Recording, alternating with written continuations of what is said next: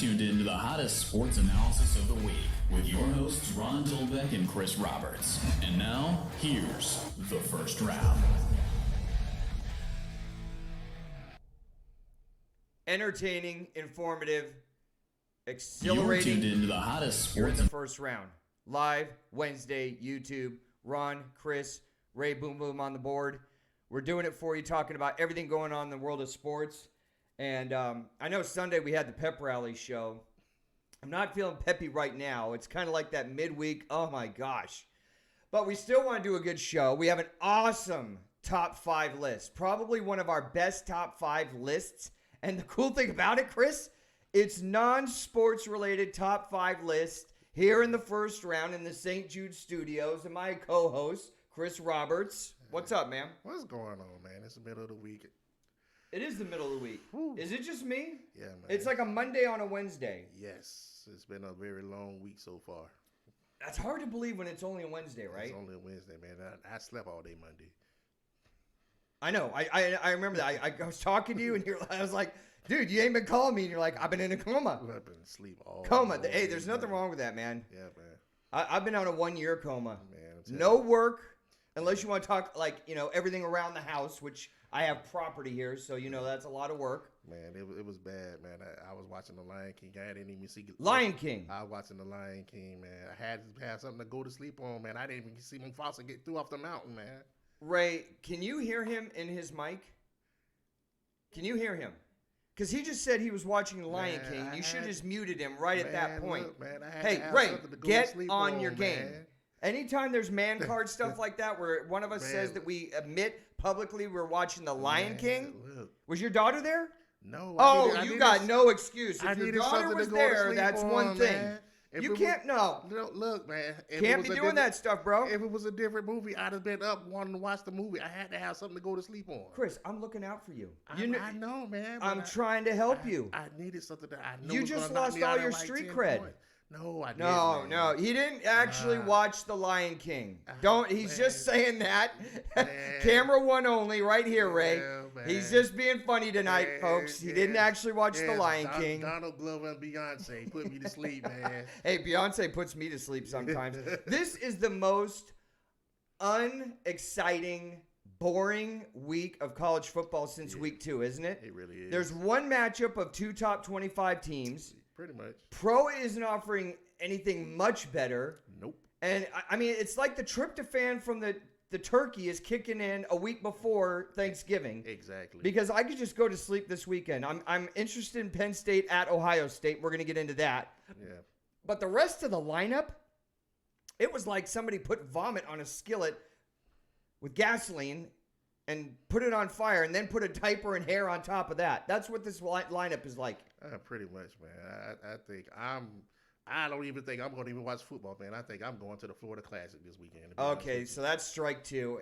See, this is what I'm talking about. You're muting him, right, Ray? you. No. When he man. says comments like, I'm not going to watch college football this Man. weekend and I'm getting a mani-pedi, it's just cut camera 2, cut his mic. I You said can't allow stuff. I'm- I got his back. You got to have his back on this Ryan, stuff. I'm going to the Florida Classic, which is Florida A&M versus Bethune-Cookman. I'm just not going to be sitting in front of the TV. Okay, that's strike 3. No, man. The best thing about that game is the halftime show. That's Actually, it. Actually, FAMU was pretty good this year. They only lost, 1 or 2 games this year? And ranked number 12 in their division ranking. Camera 1. So, yeah. Ron on 3, 2, 1. Okay, so we're talking about real college football this weekend. Number 8 for some reason, Penn State getting 18.5 points at Ohio State. Now, let's talk about the biggest stories going on this weekend. Penn State goes on the road to Ohio State. I think the key for Ohio State is they've got to use the run to open up the pass. Justin Fields, I talked about him last week, 31 touchdowns, 1 interception. He has to be number 2 for the Heisman, right? Or am I going out of my mind? Don't answer that question. Texas A&M goes on the road to number 4 Georgia. I think this is going to be kind of like a free spot on the bingo board. Texas A&M is getting 13.5 points. The only concern for me is Georgia's offense. They are not performing over the past 5 weeks, and I've got a lot of stats to prove that. A tough fighting TCU team that started off really slow this year and has gotten better. is at Oklahoma. Oklahoma is at home laying 18 points. I'm not sure who I'm going to take on that one. 18 points is a lot. Number 6, Oregon, trying to keep their playoff hopes alive, goes on the road to Arizona State to go up against the Fighting Herminators. They're getting 14.5 points at home. I don't know if that's going to be enough. I love Oregon's offense. I love their defense. I think they're on a mission. I look for Oregon to win in a big, big blowout in that game. Number 13, Michigan has salvaged their season. I don't want to see a hiccup at Indiana. They're laying 9.5 points. I love Michigan in this one. UCLA and USC. This used to be a big game when I was growing up. I know that was 45 years ago, but how far have the big schools fallen? This was a major game, had national implications. USC, give it 13.5 at home. I think UCLA has enough to keep it close, even though they're a dumpster fire. The team that has disappointed me the most, Texas, goes on the road to Baylor, number 14, coming off a hard loss at home to Oklahoma. They're laying 5 points. I love Baylor minus the 5. Texas, I don't believe in anything you do. BC goes on the road to Notre Dame. I'm taking BC plus the 19 on the road. I'm going to tell you exactly why that's going to cover. You're going to listen to me. You're going to place your bet Monday. You get paid, and then you get a hold of us in the first round. Say, thank you, Ron. No problem. Western Carolina getting 57 points at Bama.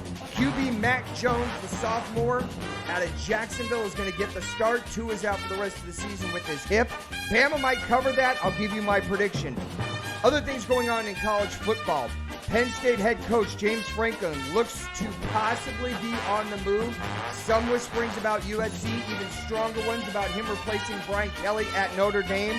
I don't think the USC thing is going to happen. I think that's going to go to Urban Meyer. Notre Dame, I think that would be a good move for Notre Dame. Maybe not a good one for James Franklin. We'll talk about that. Derek Mason, the AD at Vandy, says he's going to be back next year and return in 2020. Speaking of ADs in the SEC, Ray Tanner, athletic director at South Carolina, says, I have full confidence in Will Muschamp. Why? He's only 26 and 24. He's taken you to 3 bowl games, and he's only won one. One. He's only won 1 bowl game in 3 attempts. He's 26 and 24. You have full confidence in him? We'll talk about Ray Tanner's sanity and exactly what exotic drugs from the South Pacific Rim he's doing. NFL news. LeVeon Bell is ripping the NFL about his HGH drug testing. They're random in the NFL. He says, I'm not taking any more tests. That's fine. You can be out of the league. You're not doing anything this year anyway for the Jets. Matt Nagy, coach of the Chicago Bears, says, Mitch Trubisky is our starter. Mitch Trubisky, 9 touchdowns, 4 interceptions. That's for the whole year. 9 touchdowns. Is this on? This is on, right, Ray? 9 touchdowns, 4 interceptions. He has a QBR rating of 36, and he's definitely your starter. Why aren't you looking at Colin Kaepernick? We'll get more into that. Bucs QB coach Clyde Christensen says, we haven't got the turnover issue fixed with Jameis Winston. No kidding. Last week he had 4 turnovers. He's got 18 interceptions on the year and 19 touchdowns. And he's making $21 million. Is he even a part of your plan to be on the team next year? Again, smart GMs look at a quarterback and say, can this guy lead me to a Super Bowl? Jameis Winston, no. You're off the team. I'm not paying you $20 million to put butts in the seats. I'm not even sure he's doing that. Colin Kaepernick had his workout last week. 0 calls, 0 interest. I don't understand why. Chris and I are going to talk about some teams that should be interested in Colin Kaepernick at this point. MMA news. Ben Askren retires from MMA. He's 35 years old. He cites bad hip issues. He was a good fighter. Good luck to him going down the road. In college hoops, Memphis center James Wiseman suspended 12 games by the NCAA for receiving a cash lump payment from Penny Hardaway, his coach, to his mom for $11,500. We'll talk about that. In boxing, can I get anybody to write us about boxing? Is anybody excited anymore about boxing? I'm trying to keep boxing relevant because I'm excited about it. This Saturday at MGM Grand in Las Vegas, Deontay Wilder in a rematch against Luis Ortiz. Ortiz gave him everything he could handle for 10 rounds at Barclays Center in 2019. And having said that, we have our top 5 list, which I'm not going to give away yet, but I'm telling you right now, this is the best top 5 list. I don't know why I didn't come up with it earlier. And Chris, I'm almost out of breath. I need to get a drink. Let's get it, man. And that's not even covering everything that's going on. We didn't cover ladies golf. We didn't cover the NBA. No. There's several things that we didn't talk about yet. No, not at all. Hockey, I mean, we haven't touched on anything, half of the stuff yet, man. Oh, Toronto already fires their coach less than 20 games into the season. You know, they were pegged to win it last year, and then the Lightning happened, and then the Bruins took them out, and then the St. Louis Blues happened. Yeah. But we're not going to talk NHL tonight because we only talk about things that pique our interest. Starting off the show, Penn State goes on the road to Ohio State. They're getting 18.5 points. That's a huge number for a number 8 team in the country. Yeah, it really is. I mean, but you look at this Ohio State defense. I knew you were going to start with that, and you have every right to. It's the defense, man. I know. Defense is fierce. And guess who they're getting back? Exactly. Chase. Exactly. Chase will be back on the D-line for Ohio State this week. And that's scary, man. You know, so not to make fun of this at all, but the quarterback for Penn State, Sean Clifford, was apparently receiving death threats. Right. And he might be seeing ghosts this week. Yeah, I heard about that. And that's a serious issue. Yeah, I don't understand that, though. I mean, they won last week. I mean, granted, it was a close game. Right, but not playing well. And then the week before the loss on the road to Minnesota, who's a top-ranked team. I mean, why would you get death threats? That's crazy. Somebody out there is like 5 cans short of a six-pack for doing that.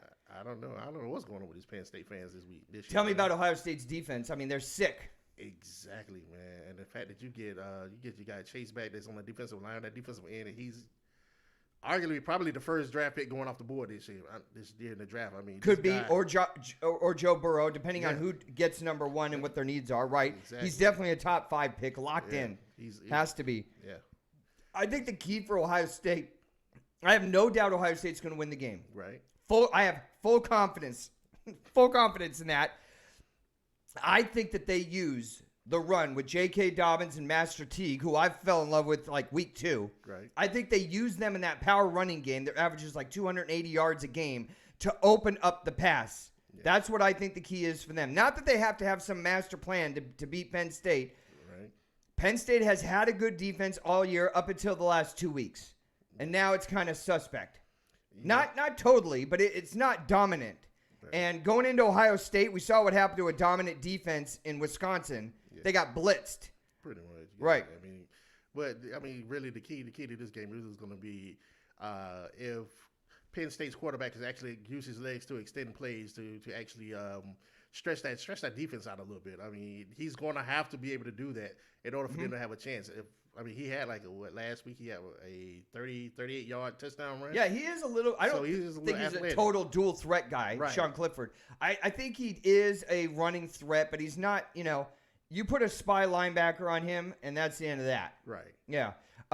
Here's what impresses me about Ohio State. They're 4th in the country in offense, and they're number 1 in defense. They only give up 90 yards rushing a game.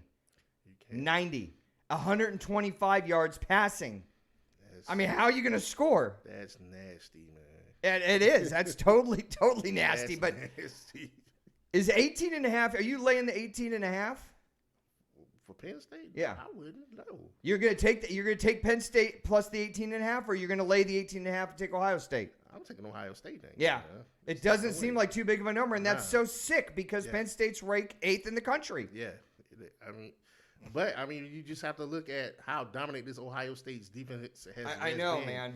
And the offense is not too far behind them. So I'm not an Ohio State fan, but they're one of the teams I actually like to watch. Yes. And I think it's a noon game, isn't it? Yes. Sorry, I'm getting some water. Okay. How about Georgia? Georgia at home against Texas A&M. I don't like Kellen Mond. I don't believe in him. I have no faith in Kellen Mond on the road. You have definitely made that obvious. Yeah, I don't like Kellen Mond as a quarterback. He's not taking me to the Super Bowl. No. Here's the thing that's concerning me. Georgia got a great win at Auburn last week. Right. They played tough, and their defense was great against an Auburn team that is not known for their awesome offense. Bo Nix hasn't exactly lit it up. They're more known for their defense, and, I don't think we should be too tough on Gus Malzahn because he's known as an offensive guy, but it just hasn't worked this year. Right. Here's my concern with Georgia. In the last 5 games, they've scored 21 against Kentucky. For the number 4 team in the country, unacceptable. 24 against Florida, that's okay.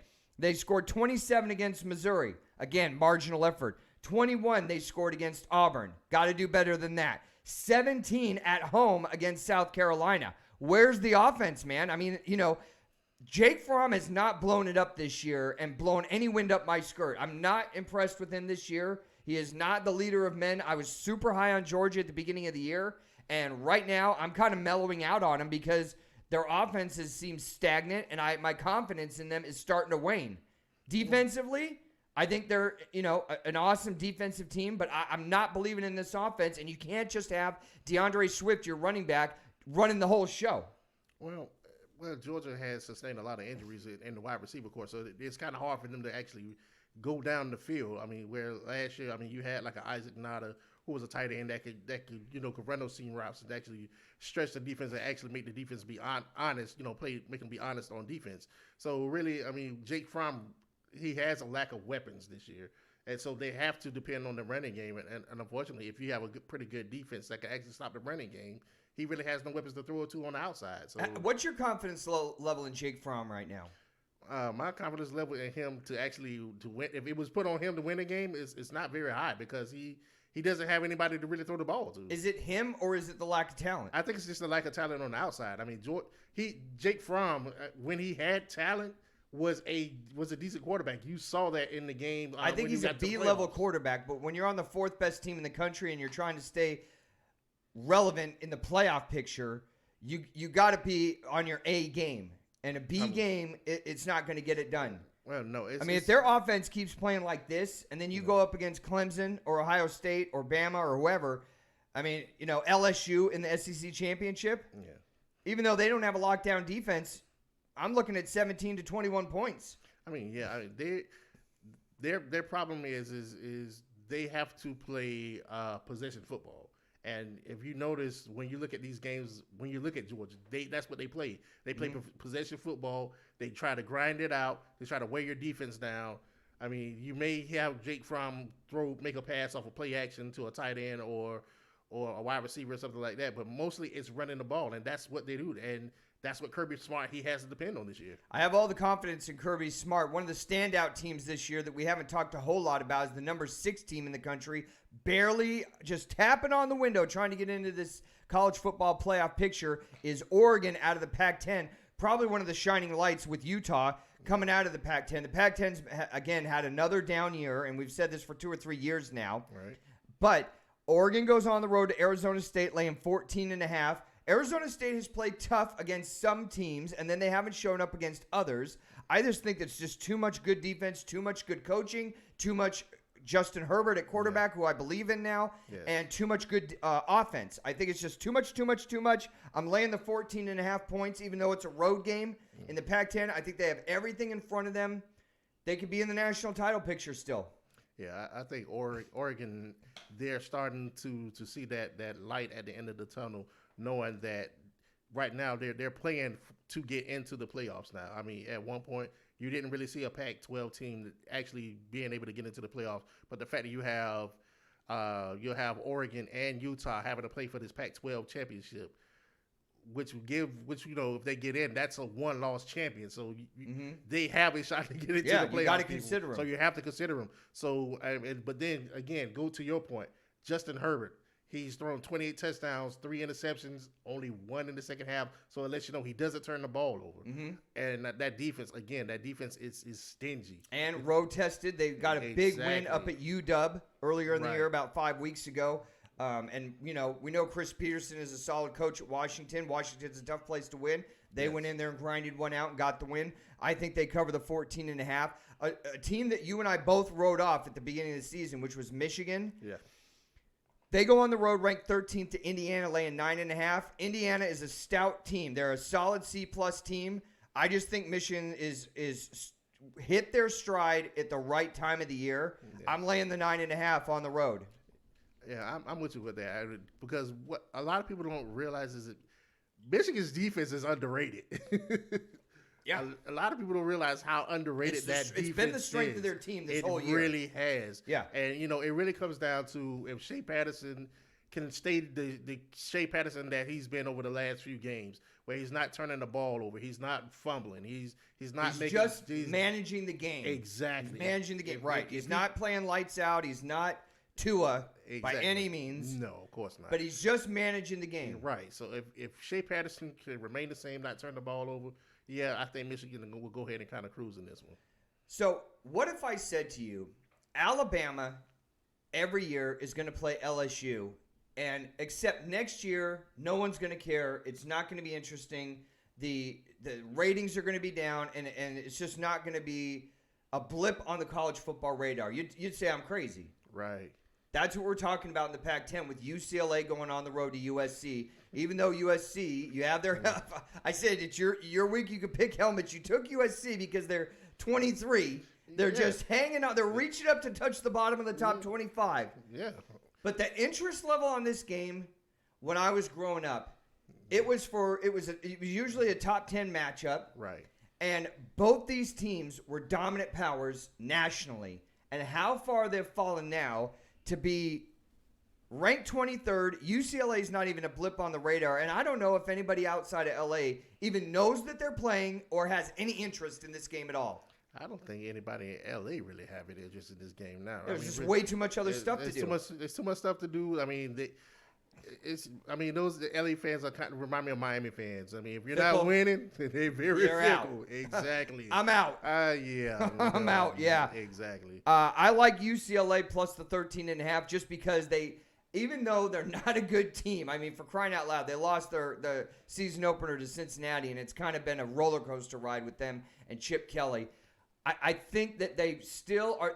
They haven't given up, and 13.5. Okay. You're talking about still a rivalry game. There's passion there. It's going to be a senior day. You've got a lot of motivation to beat your in-state rival. 13.5, your in-city rival. Right. 13.5 to me is too much for one of the better offenses in the Pac-12. So I'll take UCLA plus the 13.5, even though it's a road game. It's not too much of a road game. No, it really is. And I don't think USC is going to have too much of a home field advantage either. Really? No. Really? No, they're going to have like 60 or 70,000 in a 100,000 seat stadium. I mean, it's November. There's snow up in the mountains. You can go up to Big Bear and go skiing. You can go. Right. You can get in your car an hour later. You can be surfing down at the beach. I mean, there's like 9 billion other things to do. Right. Gambling is legal out there. They got 9 million Indian casinos, and I just think it's going to be 60 or 65,000 people. I don't think the crowd's going to be a factor, and I don't even remember the last time USC sold out. I mean, they weren't even selling out all their games back in the Reggie Bush and, when they were dominant, the Leinart years, and when they were in the top 10, and when they weren't losing all year. They weren't even selling out then. That stadium's huge. Yeah, it's huge. I mean, but back to this game. But just in regards to this game, I'm with you. I think UCLA will keep this game close. However, I mean, their USC quarterback, he has had luck. Kendon Slovak. Yeah. Well, the fifth string guy, whatever his name is. Yeah, he is that guy. Fifth string guy in the second week. I know, right? Yeah, and he's been doing it all year. So who are you taking on it? I'm taking UCLA. UCLA. Yeah. The only thing that concerns me is USC's defense. Yeah. That's what concerns me is they're good. This is my upset pick of the week. This is also my teaser pick of the week. I'm taking BC plus 25 points. Ooh. At Notre Dame, and I'm going to tell you why. First of all, Notre Dame is bipolar. They play to the level of their competition. I mean, they didn't play that good against Virginia. Right. They just play to the level of their competition, and I don't think that they're even a top 15 team this year. This is why I like BC. They're 12th in the country in offense. Did you know that? Nah. 282 yards rushing per game. That's what I think is going to. They're going to control the clock. Ball control offense. They're going to run. And maybe when they suck you in and they see that there's 8 in the box, screen pass or something in the slot. Right. But I think that they keep it close in this game. And if you're giving me 25 points and the 12th best offense in the country, I'm taking the 25 points. Yeah, and you see Notre Dame. You see this Notre Dame team when they played against a ball control team in Georgia. Now, Georgia has very quick and very fast backs. Now imagine you have two 230-pound running backs that's just getting the ball and just pounding you. Yeah. Play after play after play after play. Right. I feel sorry for those defensive linemen, man. For Notre Dame? Yes. Yeah. I feel think sorry for 'em, man. I'm taking the 26 points as my teaser pick. What do you think about Western Carolina getting 57 at Bama? There's two ways we could look at this. Saban can learn his lesson from leaving his starters in too long. And why are you running it up against Western Carolina anyway? Because Tua got hurt. Right. So maybe there's that factor. The other way you could look at it is he says, hey, my sophomore, 6'2", Mac Jones out of Jacksonville, he's got to get all the snaps he can. We got to start building momentum, banking on making that playoff. Yeah. So maybe he wants to get all the snaps, and maybe they run it up. Which way are you going? Well, really, they have to run it up. They have to look impressive now. But how are you going to look impressive again? I mean, if it's 80-0, it doesn't look impressive. It's Western Carolina. It's Western Carolina, but you got to put points on the board. You going to throw up the 57? Yeah, you got wow. to. You have to, man. Isn't that hard? 57 points. It's hard, but you have to. I mean, because you have to look. Alabama no longer has the SEC championship to play. And then on top of that, they got to blow Auburn out. They got to blow Auburn out. And that's on the road. Exactly. And that's a rivalry game. So you got to give him as many snaps as he possibly can. Yeah. You know what? I'm with you. I'll lay the 57, man. That's a lot of points to lay. That's a lot, but they have to do that now. Yeah, they've got to do it. So, you know what? I think Saban will. Yeah. And it's not that he didn't learn his lesson with Tua, because there are two ways to look at it. Right. But I'll take Bama and lay the 57.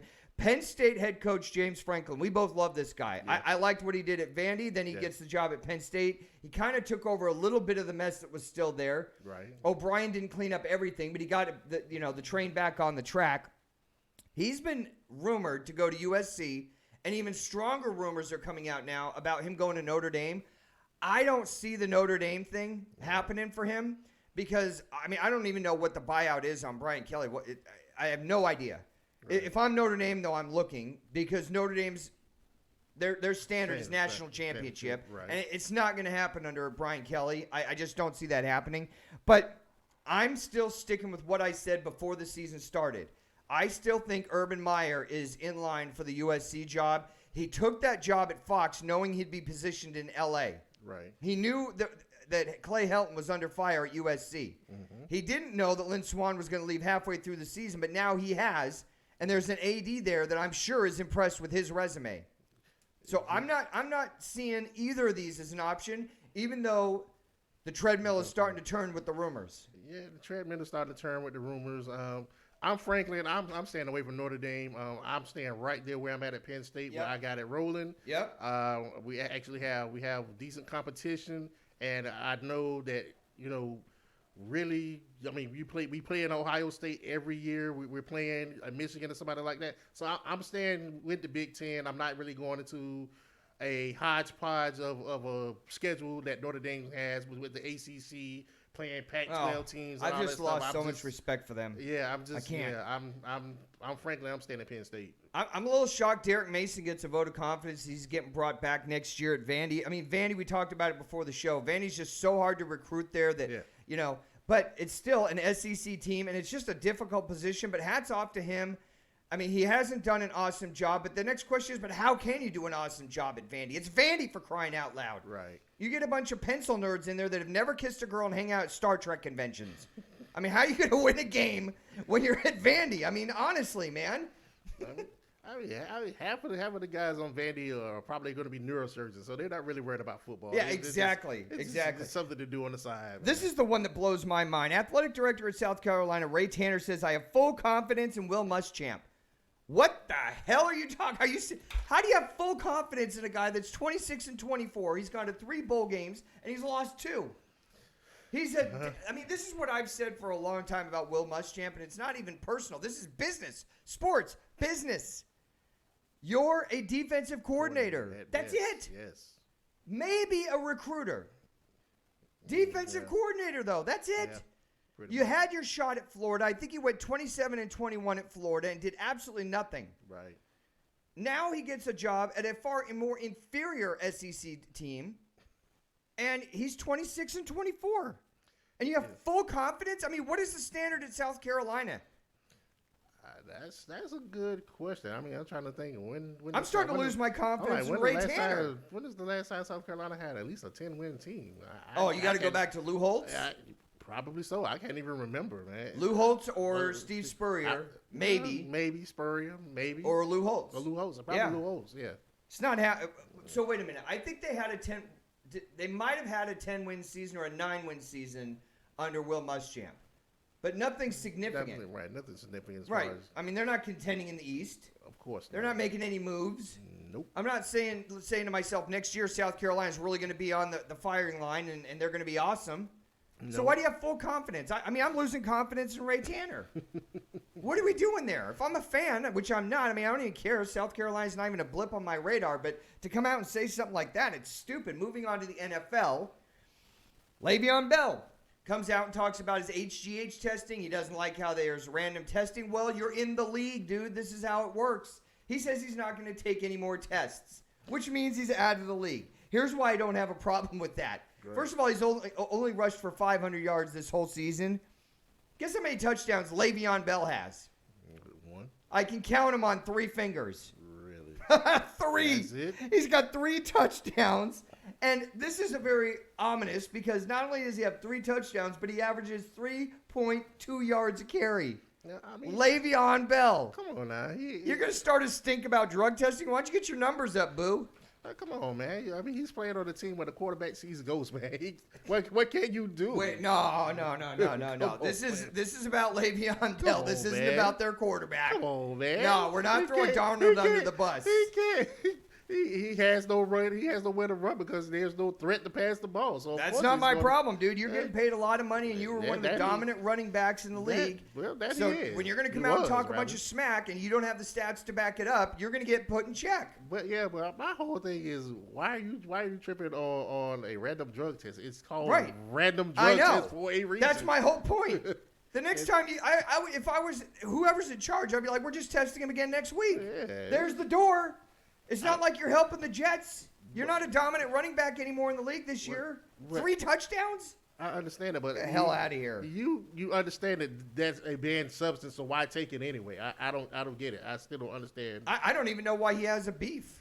I mean, it's so stupid. Who's crazier, Matt Nagy for sticking with Mitch Trubisky or Le'Veon Bell?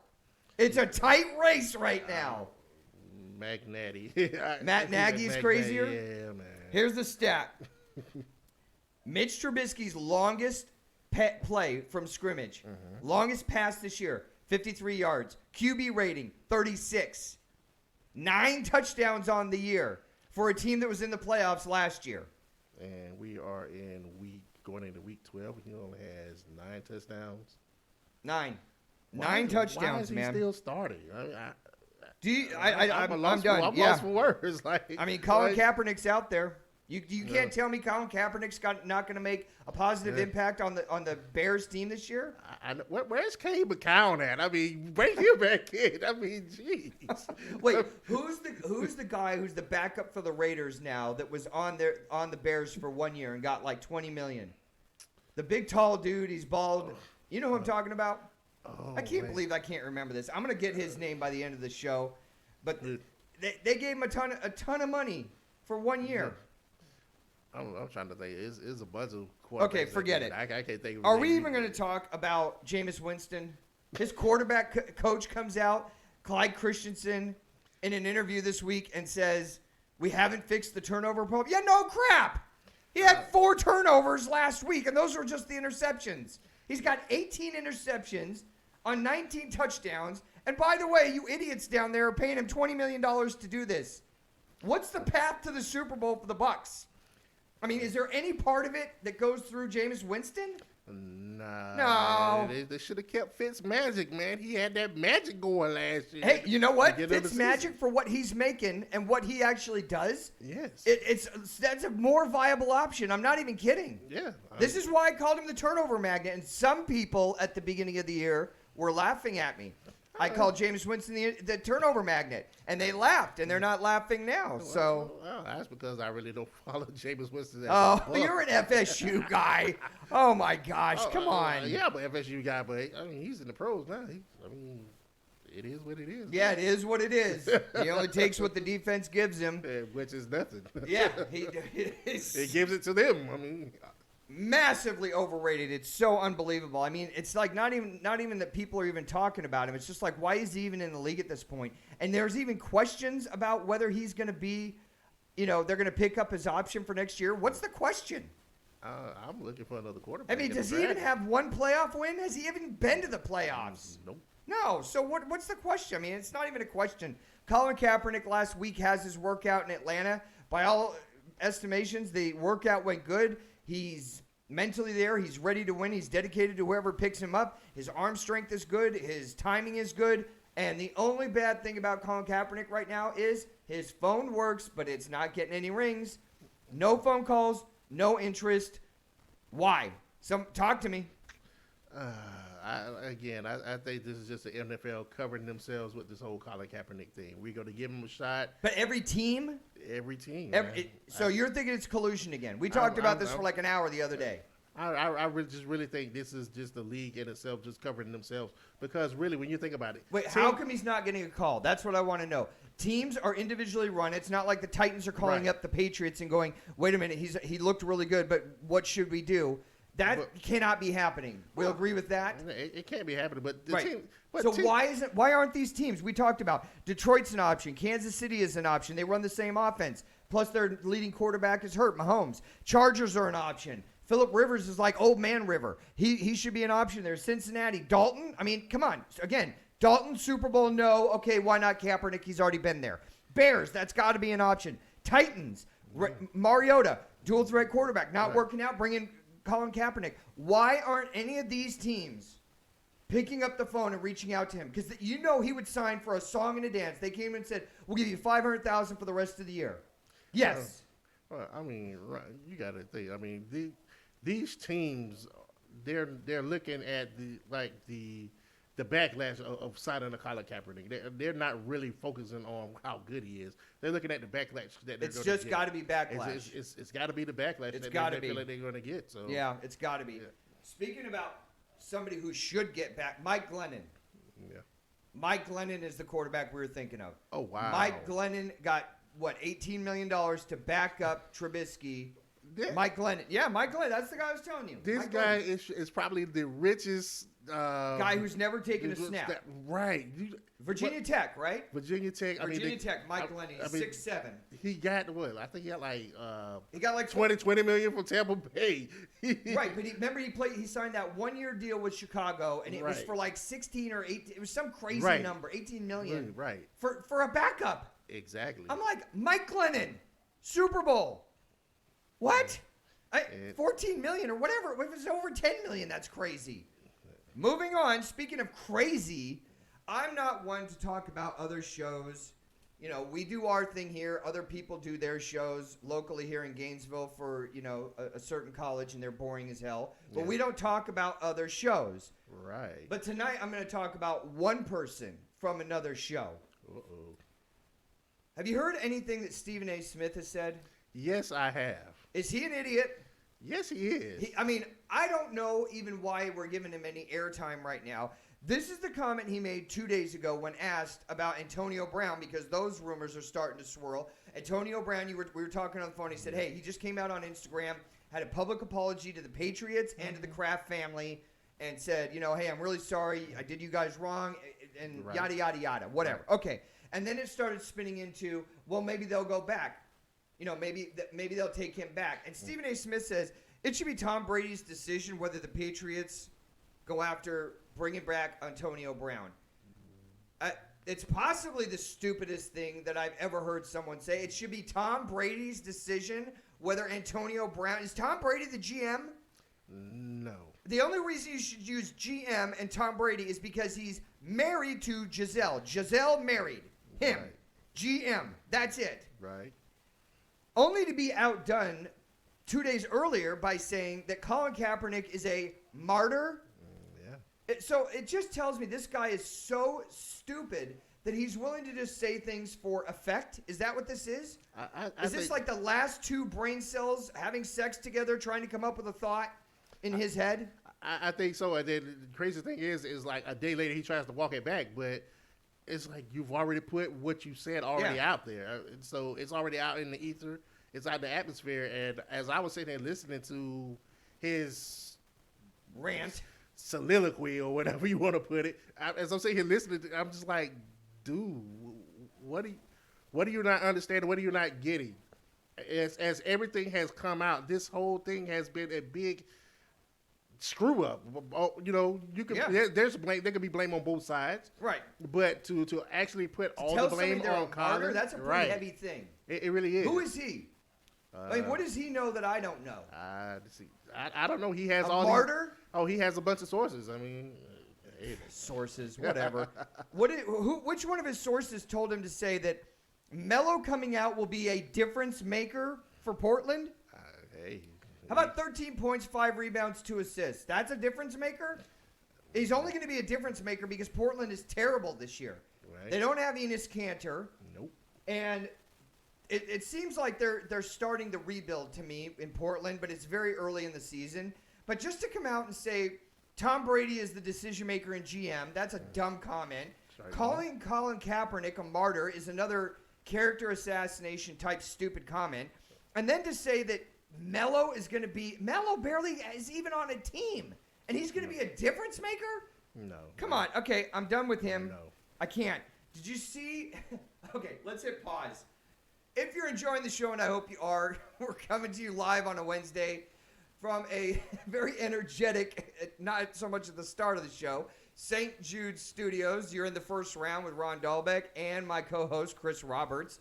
If you like the show, look right below where you're looking and hit that subscribe button. Tell your friends about the first round. Help us grow to epic proportions and support St. Jude.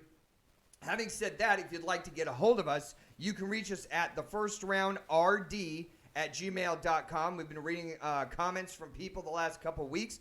Want to give a shout out to Connie Reed at UCSD, a big sports fan. She's a 49er fan out there. So me being a Patriots fan, all I have to say is you're welcome for your quarterback, which we got a bag of chips for in a 4th round draft pick. So you're welcome for your season, Connie. But we love to hear from the ladies out there. We love any comments from the ladies.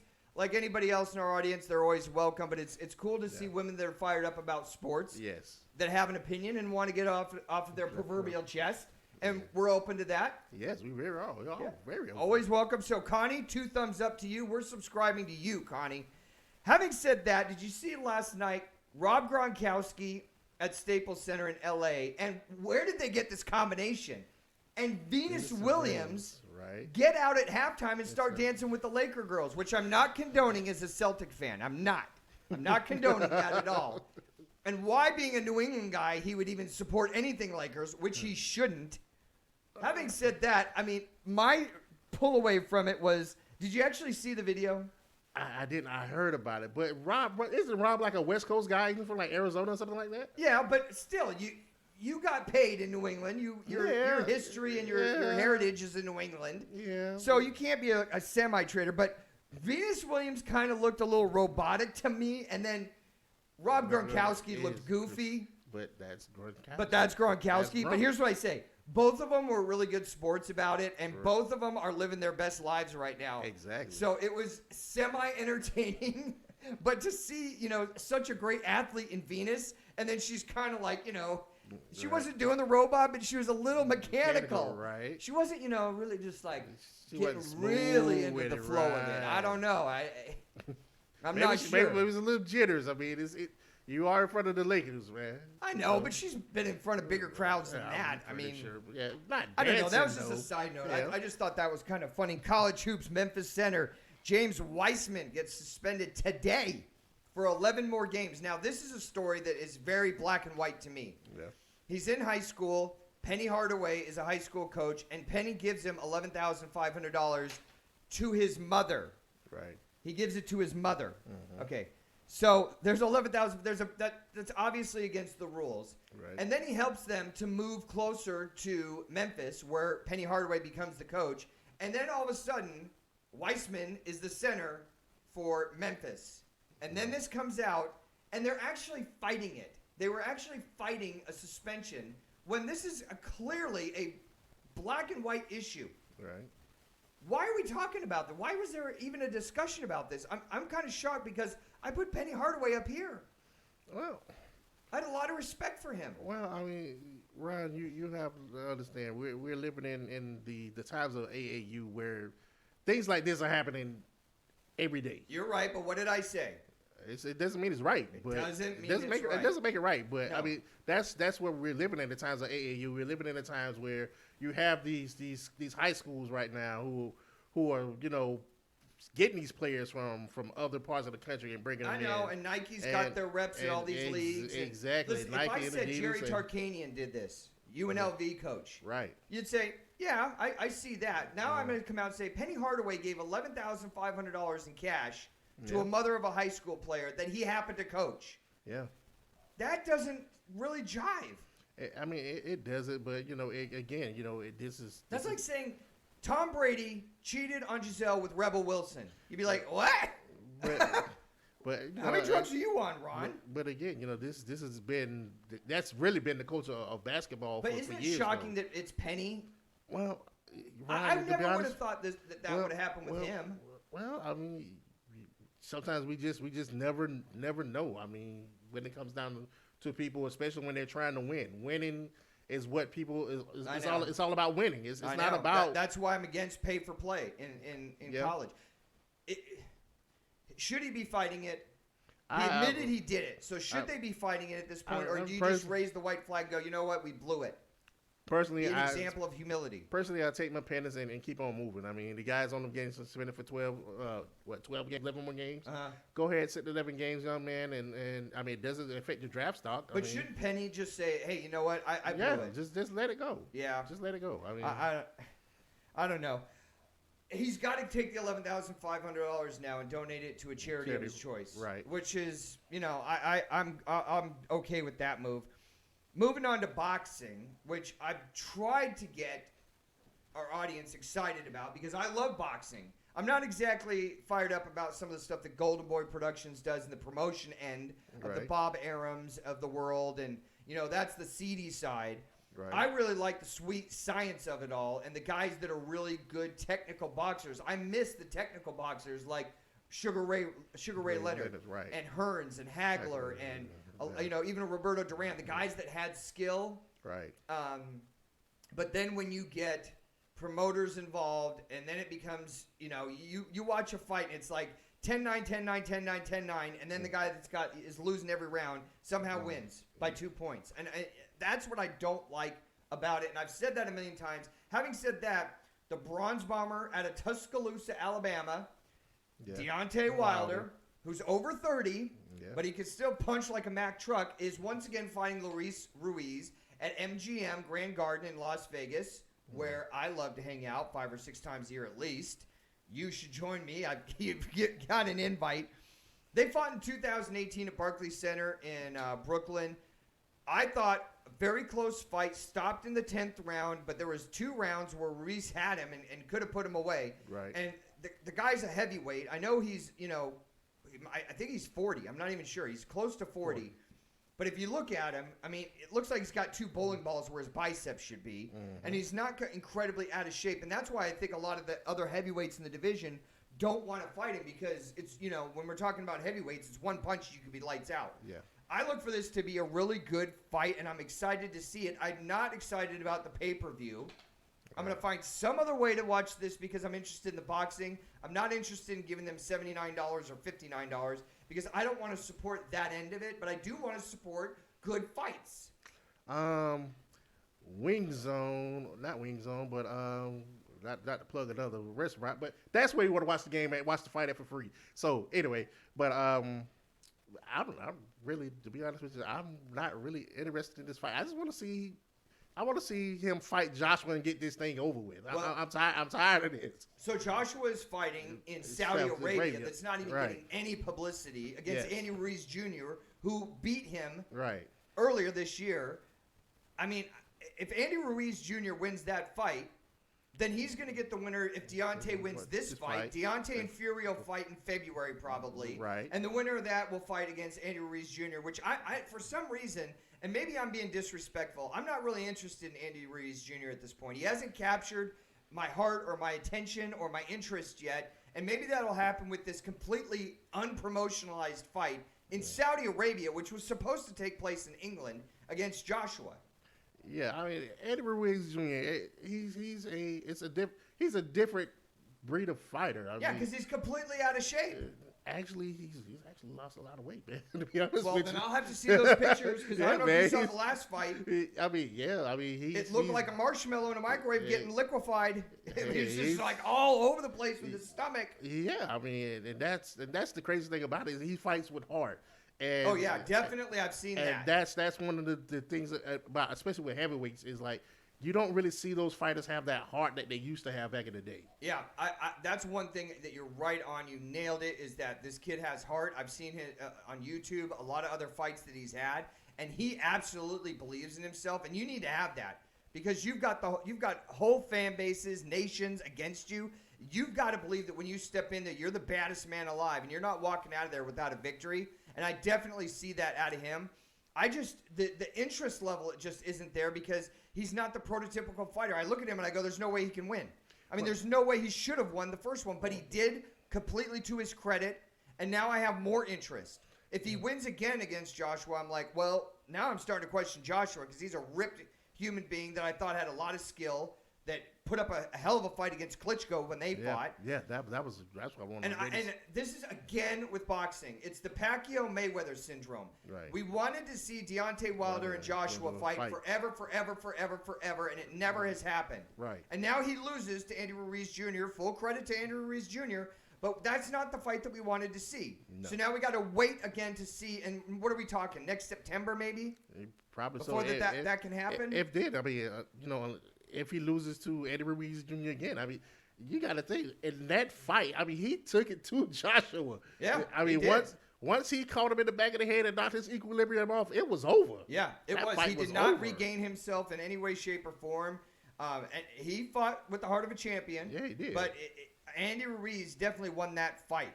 And now to the biggest part of our show, besides you subscribing to the first round and becoming a part of our family, is our famous top 5 list for this week, which I'm actually so excited about because we're going out of the world of sports for the first time. Yes, sir. This is our top 5 favorite exotic cars that if we could own one of these cars, this would be our top 5 exotic cars. And I'm actually super excited about my list. I don't know, again, who's on your list, but at number 5 for me is a car that nobody even knows about. It's not out there a lot. It's a prototype style car. Oh, really? The Cadillac CL. Have you seen this? No way. They have a 2-door version of it with 22s. Okay. It's 447 horsepower. It's a concept car that's a sedan. It's just dripping in peanut butter leather.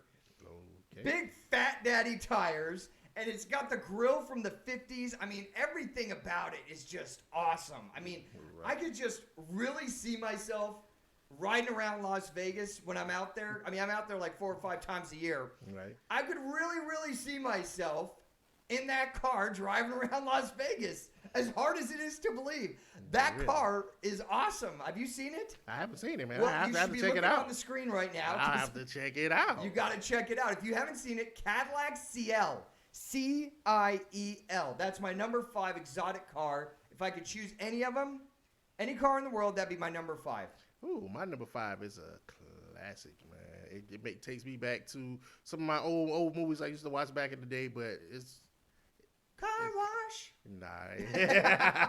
Close to it, man. Is it something with a gremlin? No. I can't see you in a gremlin, man. Nah, man. It's a 1963 Lincoln Continental with the suicide doors, man. Oh, nothing wrong with that. Yes, sir, man. Just that black on black, man. Had that drop top, man. Just cruising, man. Got you some Al Green or something playing. Are you just cruising down the road, man? Just vibing. That's my car, man. That's my number 5, man. That's what they used to call those, air trains. Yes, sir. Like 5,000 pounds, 12 miles to the gallon. Yep. And just ride smooth. Exactly. Oh, yeah. My number 4, I went super exotic on this one. I saw Madonna buy this car about 5 or 6 years ago, and I just was like, I'm in love, man. Mercedes Maybach S650. Really? And actually, when the Maybachs first came out, you had to get a driver. Yeah. And the back seats are extended, so you can lay down like first-class seating. Yeah. You can lay all the way down. It's got an ice chest in the back. Yeah. It's got a swing-out arm for a table if you want to put your laptop there. Really? So you can lay down in the back seat. Oh, that's crazy. Oh, it's awesome. And it's just dripping in leather. You know I love creamy leather. Yeah, that's crazy. I mean, it's just luxurious. It's got the power. It's got the style. It's got the shape. I mean, I'm not a huge Mercedes guy. You know, I love Jags. My last two cars have been Jags. Right. And Jaguar was my honorary mention. Jaguar F-Type, the new 2020s, which I may get very soon. I might trade in, baby. I got an XF right now. But very soon I might trade in, baby, and get my F-Type.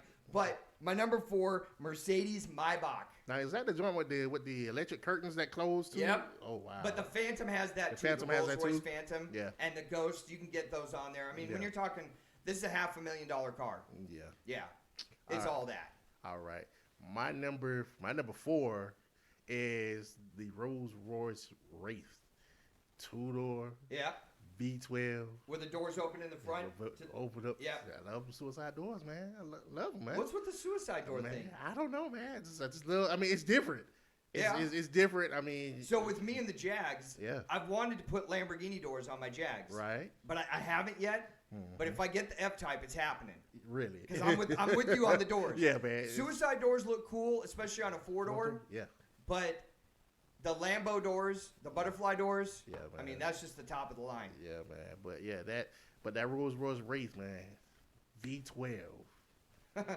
Just dripping in luxury. Just dripping in luxury. But on top of that, though, you can take it out and you can just ride. That thing goes up to 155 for a luxury car. As heavy as that thing is. Yeah. 155 miles an hour in a V12. Oh, is that the one with the hood ornament that disappears? Yes, sir. Oh. You know, if you win the lottery, I'm going to remember you said that. Yes, sir. Because I'm going to be the one saying, no, remember, I thought that was good, too. Why'd you get me one? Exactly. Matching.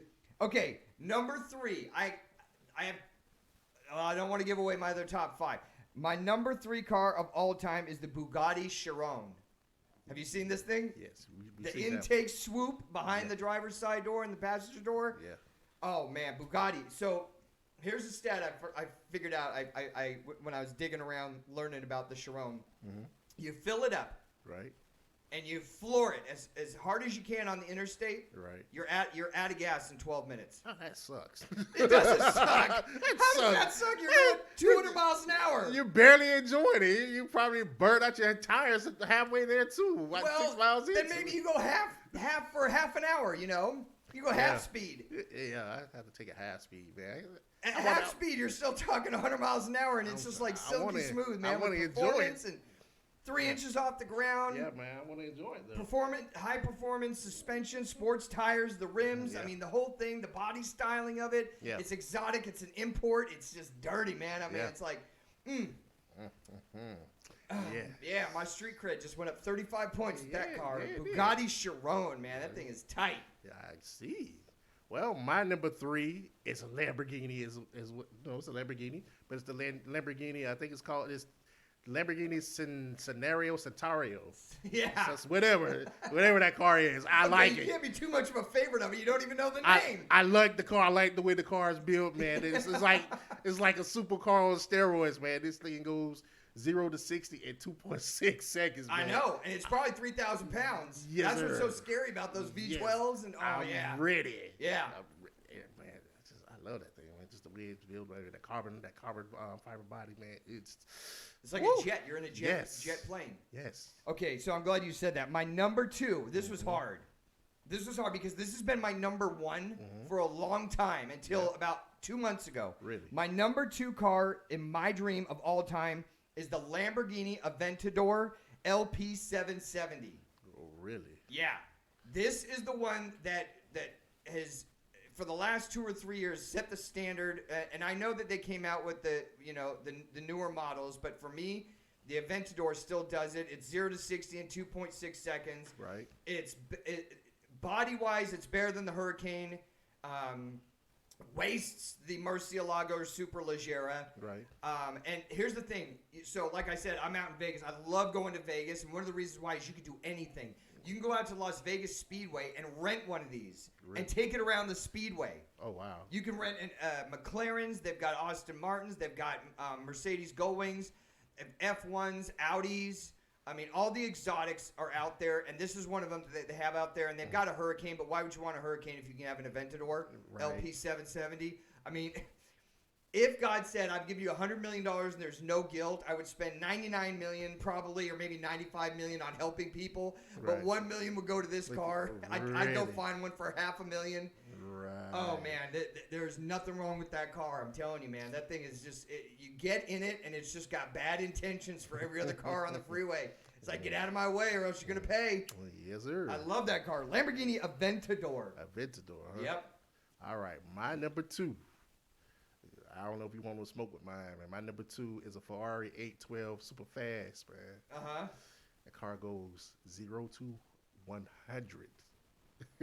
In what? In 2.9 seconds. 0 to 100. 0 to 100. Wow. So have you seen the Ferrari Enzo? Nah, I haven't. That's been one of their top ones. But what's the one you're talking about? It's the 812 super fast. I haven't seen it. Yes, man. Nice. How much? Ooh, we're talking about close to about 1.5. 1.5 million. Yeah. So I could have 3 Aventadors for that. Yeah. Okay. I'll check it out. Yeah, man. My number 1 car that just superseded the Aventador. Mm-hmm. Number 1. I saw this car and it looked like my Jag. I was like, this is the new Jag. Right. And then I was like, wait a minute, this car costs $4 million. This is not a Jag. This is not a Jag. It looks like an Aston Martin got with a Jag and made this car. Yeah, what is that? It is the Bugatti Lavauter Noir. This thing is so sick. It's just dripping. It's dripping in awesomeness, man. This is the number 1 car in the world for me. Really? Lavauter Noir. You got to check this thing out, man. Fat Daddy tires, 20-inch rims, massive performance. It's a 2-seater. Yeah. Big fat fin coming off the back. The back just slopes down. It doesn't have a performance fin, but it just slopes down into this wide back end. Oh my gosh, it's so awesome. I mean, you know, when I get old and ugly, I wouldn't have any problem finding somebody to go to the, VFW on Friday night to dance with me if I had this car. I'm pretty sure you won't, man. No, man, this thing is tight. I'm Man, telling you. If you're watching the show right now, hit pause and look up the Lavauter Noir Bugatti. Man. It is so sick. It's unbelievable. It's not even fair to other cars. That's how good it is. I mean, you could be like 1,000-year-old pulling 20-year-old chicks in that car, man. Like seriously, that's crazy. There's nothing wrong with that. What's your number 1, Chris? Hey, my number 1. Top man. that. Nah, I can't top that. Top the Bugatti. I can't top the Bugatti, man. I'm just gonna go with something with my heart because I love muscle cars. I'm a muscle car fan. American made. American made. Chevelle? My of course. Is that who it is? Yes. No way. Is it really a Chevelle? Yes, it is. Oh, wow. 1970. That's your number 1? Ron, you got to think. My first car was a 1976 Chevy Nova 250 Super Sport. Uh-huh. That was my first car. Yeah. So, I mean, that Chevelle is like, that's like my dream car. Like, I mean, it has the biggest engine at that time, for that time. It has the biggest engine. It was the fastest engine. And, I mean, just to have those big fat tires, man. You got hooked on it. Of course, You got hooked man. on muscle cars. I got hooked on muscle cars. Ray Boom Boom, what are you trying to tell me? Tesla, man. What about Tesla? God. Mute yourself. Yeah. Anyway, what else is going on in the world of sports after our top 5 list? Tesla? A Tesla, man. Why don't you go Really? solder a computer motherboard or A something? Tesla? Come on, man. Come on, You're man. hanging out at Comic-Con conventions too much. Oh, What else is man. going on in the world of sports, Chris?